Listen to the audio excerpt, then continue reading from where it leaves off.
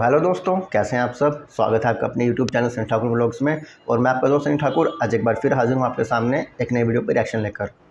तो दोस्तों, एक बहुत बड़ी खबर आ रही है कि वारिस पंजाब डे के जो चीफ है अमृतपाल सिंह संधू, उसे आज सुबह यानी संडे मॉर्निंग को गिरफ़्तार कर लिया गया है। और पंजाब पुलिस और इंटेलिजेंस का जॉइंट ऑपरेशन था, जिसमें आज सुबह उसे मोगा डिस्ट्रिक्ट के रोडे गांव के गुरुद्वारा से गिरफ़्तार किया गया है। ये मोगा डिस्ट्रिक्ट पंजाब में पड़ता है, जहां वो एक किसी गुरुद्वारे में प्रवचन दे रहा था। और उसके बाद उसका प्लान था कि वो अपने सपोर्टर्स के साथ सरेंडर कर देगा। बट उससे पहले ही इंटेलिजेंस की टीम और पंजाब पुलिस की टीम पहुंच गई थी सादे कपड़ों में सुबह ही, और सुबह ही उसे गिरफ़्तार कर लिया गया गुरुद्वारे के बाहर से।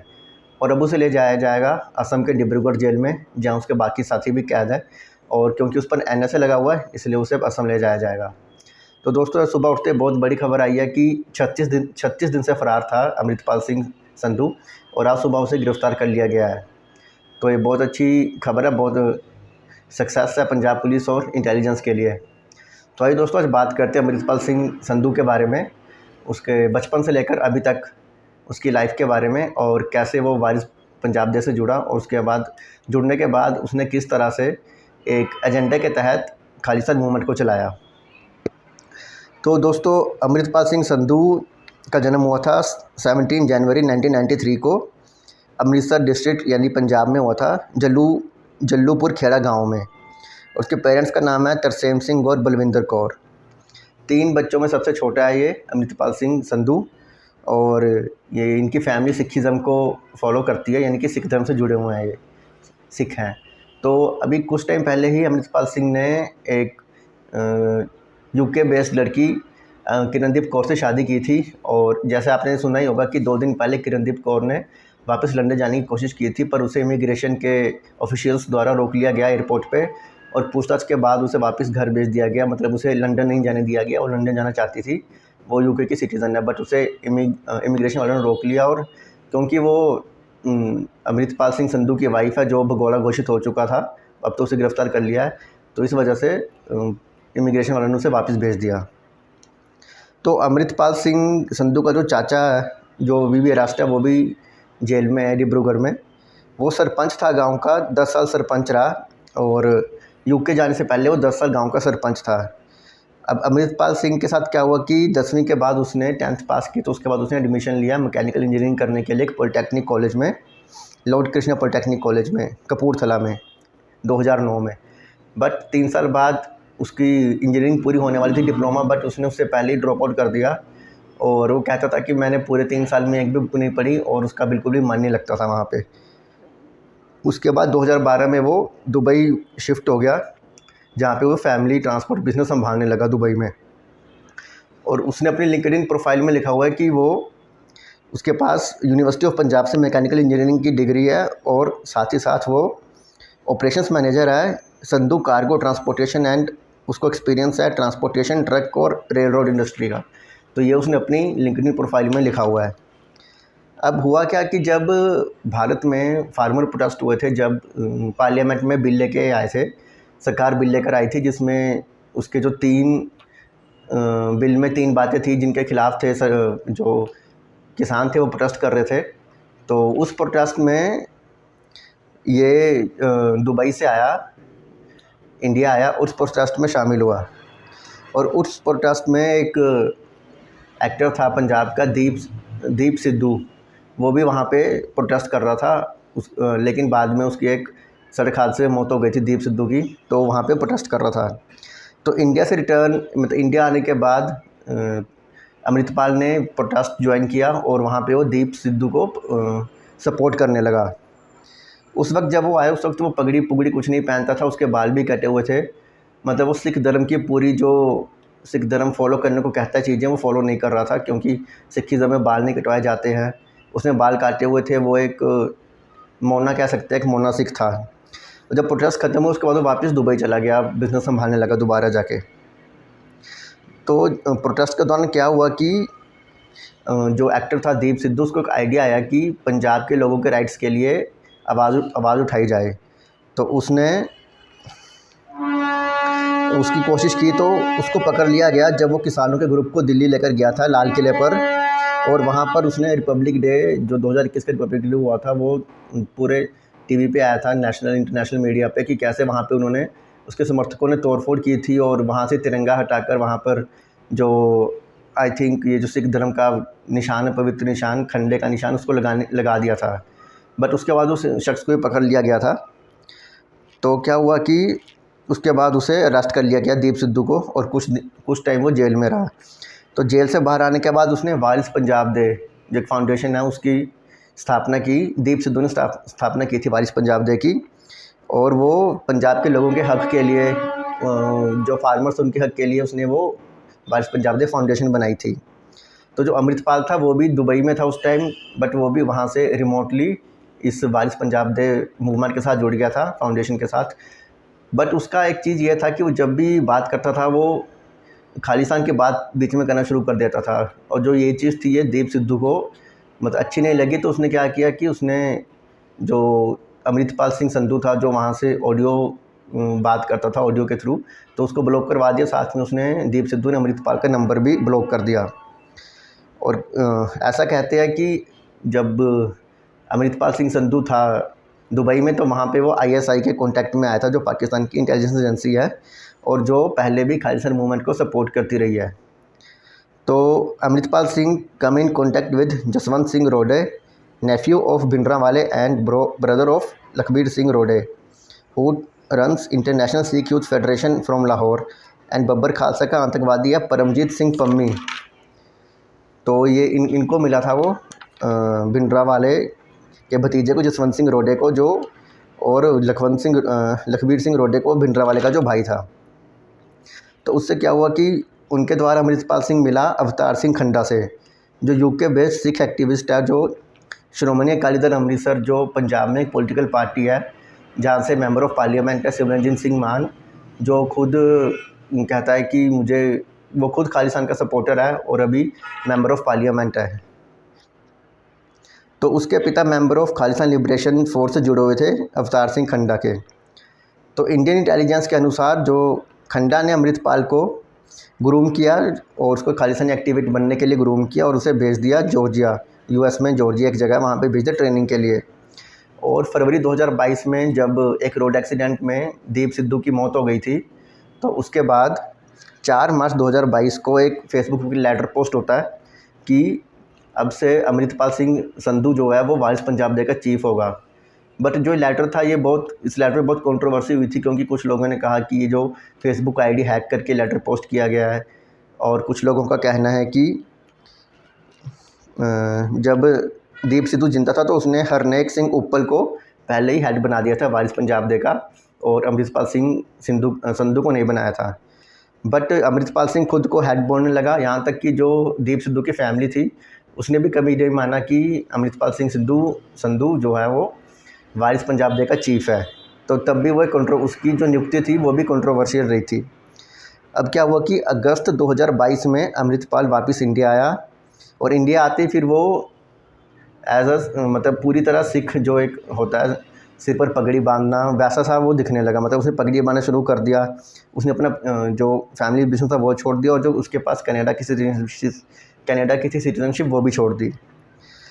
अब सितंबर में श्री अनंतपुर साहिब जो पंजाब में पड़ता है में एक गैदरिंग हुई, और काफ़ी बड़ी गैदरिंग थी, वहाँ पे अमृतपाल सिंह पहुँचा।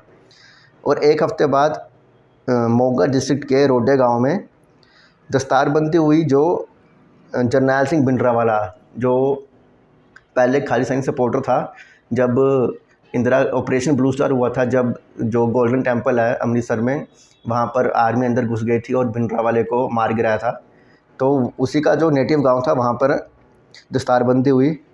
उस वक्त तक अमृतपाल खुद को एक बड़ा लीडर मानने लगा था, लोग उससे मिलने आने लगे थे, और उसे वारिस पंजाब डे का हेड बना दिया गया था। और धीरे धीरे क्या हुआ कि जब उसे हेड बना दिया गया लोग उससे जुड़ने लगे, तो उसने धीरे धीरे अपनी जो मूवमेंट थी वारिस पंजाब डे की उसको खालिस्तान मूवमेंट के साथ ज्वाइन करना शुरू कर दिया। मतलब वो नारे देने लगा खालिस्तान जिंदाबाद और हमें एक अलग देश चाहिए इंडिया से।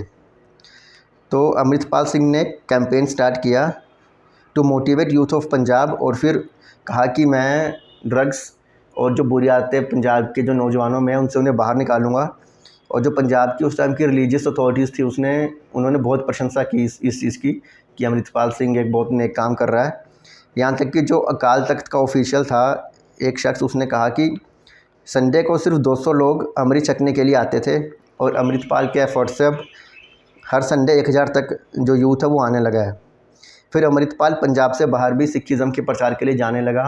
वो राजस्थान गया, हरियाणा गया, वहाँ भी वो प्रचार करने लगा और यहाँ तक कि दिल्ली, जम्मू और महाराष्ट्र से भी लोग उसे मिलने आने लगे। ऐसा वो क्लेम करता था कि मुझसे पूरी इंडिया से लोग मिलने आ रहे हैं अब। नवंबर में उसने खालसा वहीर टूर स्टार्ट किया और अमृतसर से आनंदपुर साहिब तक मार्च की पैदल। मकसद था कि जो सिख धर्म की टीचिंग्स हैं वो लोगों तक पहुंचाना, जो सिख धर्म है उसे लोगों तक पहुंचाना अच्छी तरह से, और नौजवानों को नशे से और बुरी आदत से निकालकर धर्म के रास्ते पर लाना। पर जो उसकी रैली में जो उसके आसपास लोग रहते थे, जो उसके आप बॉडीगार्ड कह सकते हैं, वो रहते थे, उनके पास ऑटोमेटिक गन्स होती थी, बुलेट्स होती थी और बिल्कुल एडवांस जो एक गन्स लेकर चलते थे वो। तो दिसंबर तक उसने 3000 नौजवानों को अमृत छकाया और धीरे धीरे खालिस्तान मूवमेंट की तरफ जोड़ने लगा। पहले वो क्या करता था कि सबसे कहता था कि मैं आपको नशे से और बुरी आदतों से दूर निकालूंगा, क्योंकि पंजाब का बहुत सारे युवा लोग जो है, नौजवान, वो नशे की आदत से नशे में लिप्त है और उनका जो जवानी में बर्बाद हो रही है। फिर उसने क्या किया, उसने नशा छुड़ाओ केंद्र खोले और जहां वो दावा करता था कि वो नशा छुड़ा देगा और सिख धर्म का प्रचार करेगा, पर जो इंडियन सिक्योरिटी एजेंसीज थी उन्होंने कहा कि बेशक वो खुद को एंटी ड्रग एक्टिविस्ट कहता है, पर दुबई और लंदन में जो उसके साथी थे वो ड्रग स्मगलिंग में जुड़े हुए थे, वो ये उनके कॉन्टैक्ट में था। और पुलिस को पता लगा कि नशा छुड़ाओ केंद्रों में वो अपनी खुद की प्राइवेट आर्मी बना रहा था, जिसे आनंद खालसा फौज क्या नाम दिया था। मतलब दिखाने के लिए वो नशा छुड़ाओ केंद्र चला रहा है, बट उसके अंदर जब वो नौजवान भर्ती हो जाते थे तो फिर उनको वो खालिस्तान मूवमेंट की तरफ मोड़ने लगता था और ख़ुद की प्राइवेट आर्मी बना रहा था, ताकि जब लड़ाई हो इंडिया के विरुद्ध तो वो खालिस्तान को अलग देश बनाने के लिए लड़ाई कर सके इंडियन आर्मी से। अक्टूबर 2022 में उसने कंट्रोवर्शियल स्पीच दी, जिसमें उसने कहा कि मतलब ईसाई धर्म को लेकर कहा कि जीसस जो है वो खुद को नहीं बचा पाया, सूली पर टंगने से उसे टांग दिया गया और मार दिया गया जीसस क्राइस्ट को, तो वो आप लोगों की क्या रक्षा करेगा। इस स्टेटमेंट के बाद जो ईसाई धर्म के लोग थे वो नाराज़ हो गए अमृतपाल से और उन्होंने प्रोटेस्ट किया, सड़कों पर उतर आए और 4 घंटे तक प्रोटेस्ट किया PAP चौक में। वहाँ उनका कहना था कि अमृतपाल सिंह के खिलाफ FIR दर्ज की जाए और उसे पकड़ा जाए, ताकि क्योंकि उसने धार्मिक भावना को ठेस पहुंचाने का काम किया है। 7 अक्टूबर को अमृतपाल का ट्विटर अकाउंट सस्पेंड कर दिया गया। उसके बाद जो होम मिनिस्ट्री या सेंट्रल होम मिनिस्ट्री ने पंजाब गवर्नमेंट को इंस्ट्रक्शंस दी कि आप नज़र रखिए अमृतपाल सिंह की एक्टिविटीज़ पर कि ये क्या कर रहा है और किस किस से इनका मिलना जुलना है। उसके बाद 25 फरवरी 2023 को अमृतपाल का फेसबुक और इंस्टाग्राम अकाउंट भी सस्पेंड कर दिया गया। जब ऐसा हुआ तो अमृतपाल के सपोर्टर वहाँ पे जो पुलिस वाले थे, पुलिस वालों से भिड़ गए और 6 पुलिसकर्मी वहाँ घायल हुए। धीरे धीरे क्या हुआ कि वो पहले तो सिर्फ अपने जो नशा छुड़ाओ केंद्र थे वहाँ पे जो खालिस्तान सपोर्ट मूवमेंट था उसको अंजाम दे रहा था, पर धीरे धीरे वो ओपनली मीडिया के सामने भी कहने लगा कि हम खालिस्तान मूवमेंट से जुड़े हैं और हमें एक अलग देश चाहिए। उसका स्टेटमेंट था कि our aim for Khalistan shouldn't be seen as evil and taboo, it should be seen from an intellectual point of view as to what could be its geopolitical benefits. It's an ideology and ideology never dies. We are not asking it from Delhi. ये उसका statement था। और एक अलग statement में उसने कहा कि खालिस्तान की मांग पंजाब के लोगों के अंदर है और कोई उसे दबा नहीं सकता। उसका हौसला इतना बढ़ गया कि उसने होम मिनिस्टर अमित शाह को धमकी दे डाली कि उनका अंजाम भी इंदिरा गांधी जैसा होगा, जैसे इंदिरा गांधी के सिख बॉडीगार्ड से इंदिरा गांधी को मार दिया था, वैसा ही हाल अमित शाह का होगा। और दूसरा, उसने जो खालिस्तान आतंकवादी था जरनैल सिंह भिंडरावाले, जो ऑपरेशन ब्लू स्टार में मारा गया था जब इंदिरा गांधी प्रधानमंत्री थी, तो उसको शहीद और हीरो का दर्जा देना शुरू कर दिया। उसने खुद को पगड़ी और पारंपरिक वेशभूषा में दिखाना शुरू कर दिया, जैसे जरनैल सिंह भिंडरावाले पगड़ी पहनता था और एक वेशभूषा पहनता था, सेम वैसे ही उसने पहनना शुरू कर दिया। पर जो उसके आसपास के गनमैन थे, जो वो इतनी हाईली ऑटोमेटिक वेपन्स लेके चलते थे, वो उन गनमैन के साथ एक बार गोल्डन टेम्पल भी गया था, ऐसा भी दावा किया जाता है। और वो अपने गनमैन्स को, जो उसकी आर्मी थी, उनको वो फौजां कहता था, और पंजाबी का वर्ड है फौजां यानी आर्मी, वो कहता था। और जो उसके सपोर्टर थे वो उसे सेकंड भिंडरावाले कहने लगे थे।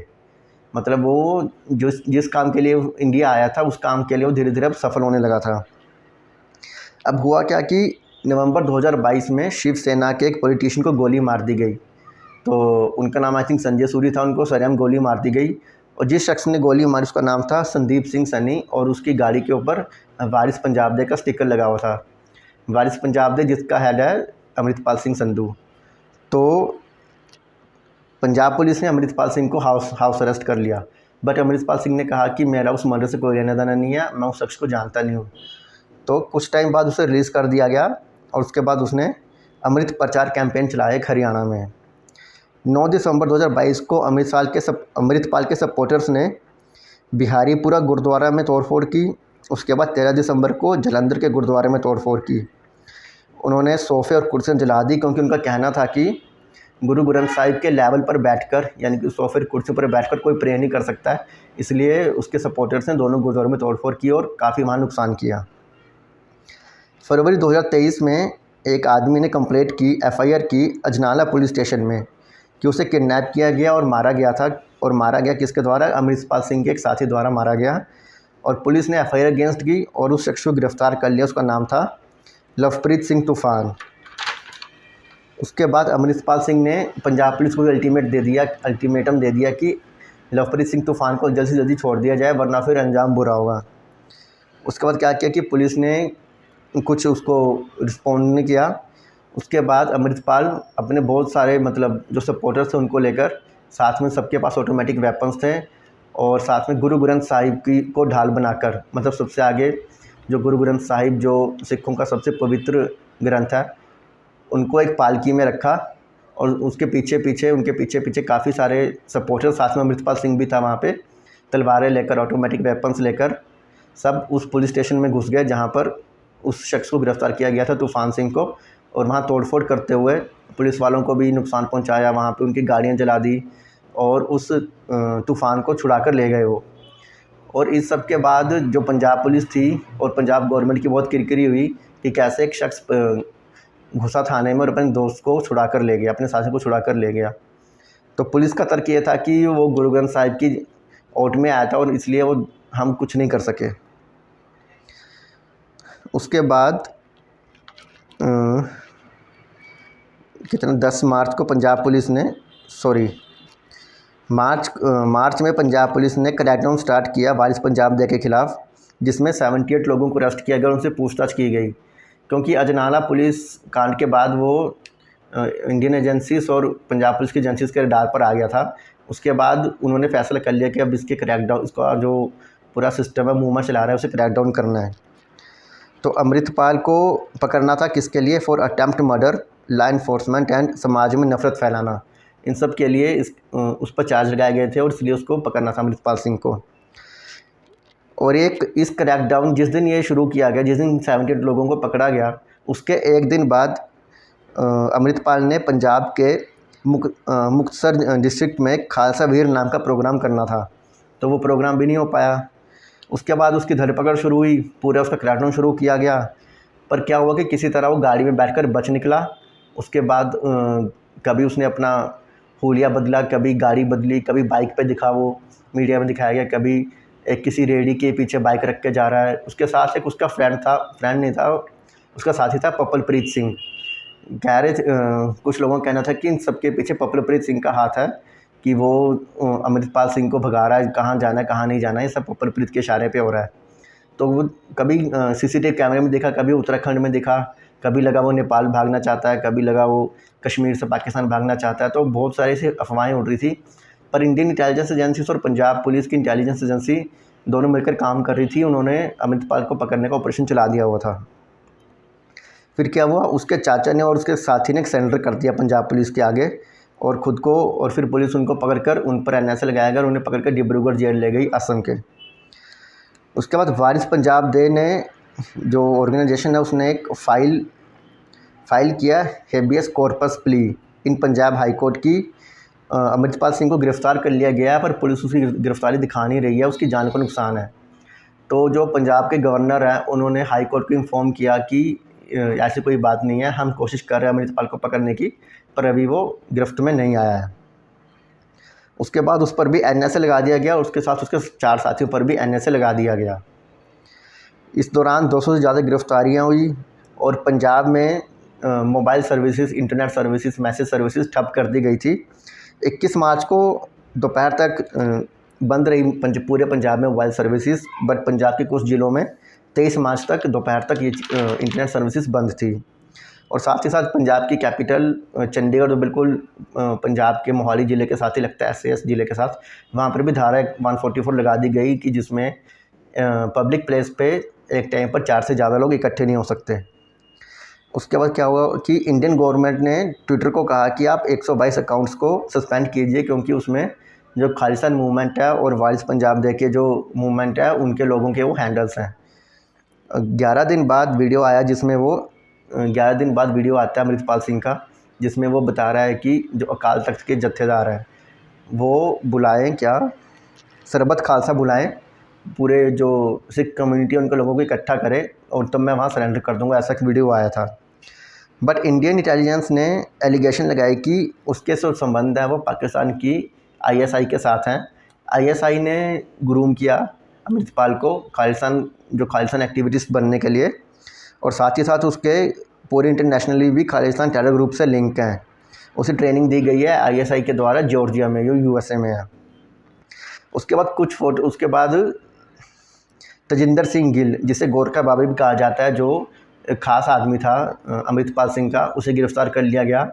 और जब पुलिस ने उसके मोबाइल की तलाशी ली तो मोबाइल को खंगाला तो उसमें पुलिस को दिखा कि उसमें खालिस्तानी फ्लैग, करेंसी, चिन्ह और AK-47 जैसी राइफ़ल्स की फ़ोटोज़ थी, जिस पर AKF लिखा था। AKF यानी अनंतपुर खालसा फ़ौज।